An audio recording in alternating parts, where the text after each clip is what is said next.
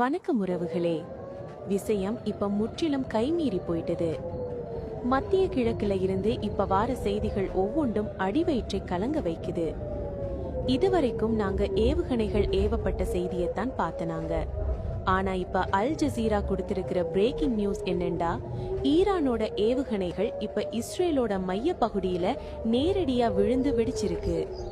விடியற்காலையில இருந்து ஒரு நிமிஷம் கூட இடைவெளி இல்லாம ஈரான் ஏவுகணைகளை குழிஞ்சு கொண்டிருக்கு.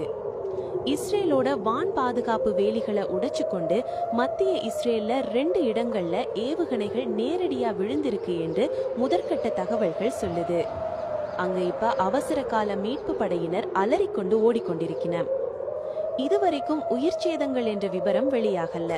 ஆனா சேதங்கள் பயங்கரமாயிருக்கும் என்று எதிர்பார்க்கப்படுது. சுருக்கமா சொன்னா இஸ்ரேல் இப்ப மரண பயத்துல உறைஞ்சு போயிருக்கு.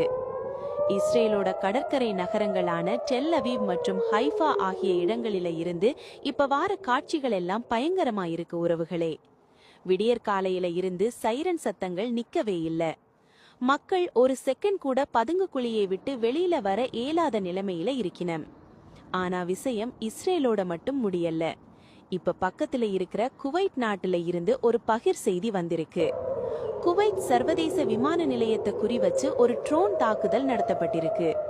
இந்த தாக்குதல்ல அங்க வேலை செய்த பணியாளர்கள் சிலருக்கு காயம் ஏற்பட்டிருக்குது என்று குவைத் சிவில் விமான போக்குவரத்து ஆணையம் உத்தியோகபூர்வமா அறிவிச்சிருக்கு. விமான நிலையத்தோட பயணிகள் கட்டடம் சேதமடைஞ்சிருக்கு. குவைத் இப்பவே எமர்ஜென்சி நிலைய அறிவிச்சு விமான நிலையத்தை முடக்கி வச்சிருக்கு. இது வெறும் ராணுவ தாக்குதல் இல்ல, சிவிலியன் விமான நிலையங்கள் மேல நடத்தப்படுற நேரடி தாக்குதல். இதுக்கிடையில உலக புகழ்பெற்ற சுற்றுலா தலமான துபாய் நாட்டுல இருந்தும் ஒரு அதிர்ச்சி தகவல் வெளியாகி இருக்கு. துபாயோட பாமயில் பக்கத்துல இருந்து பாரிய புகை மூட்டம் எழும்புறத ராய்டர்ஸ் செய்தி நிறுவனம் உறுதிப்படுத்தி இருக்கு. அந்த இடத்துல இப்ப தீப்பிடிச்சு எரிஞ்சு கொண்டிருக்கு என்று சொல்லப்படுது. இதுவும் ஏவுகணை தாக்குதலா இல்ல வேற என்ன என்று இன்னும் யாருக்கும் தெரியல. ஆனா ஒன்று மட்டும் உறுதி, அமைதியா இருந்த வளைகுடா நாடுகள் இப்ப ஒன்றொண்டா போருக்குள்ள இழுக்கப்படுது. இதையெல்லாம் பார்த்து கொண்டு இஸ்ரேல் சும்மா இருக்குமா? இஸ்ரேல் ராணுவம் இப்ப ஒரு அதிரடி அறிவிப்பை விடுத்திருக்கு. உங்களுடைய ஏவுகணைகளை எங்க இருந்து ஏவுறீங்களோ அங்கேயே வந்து அடிப்போம் என்று சொல்லி ஈரானுக்குள்ள இருக்கிற ஏவுகணை ஏவுதளங்கள் மேல இஸ்ரேலிய வான்படை இப்ப நேரடி தாக்குதல ஆரம்பிச்சிட்டுது.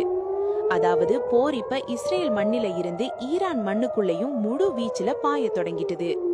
இப்ப நிலைமைய நல்லா யோசிச்சு பாருங்க உறவுகளே. ஒரு பக்கம் இஸ்ரேல்ல குண்டுகள் விழுது, இன்னொரு பக்கம் குவைத் விமான நிலையம் தகர்க்கப்படுது, துபாயில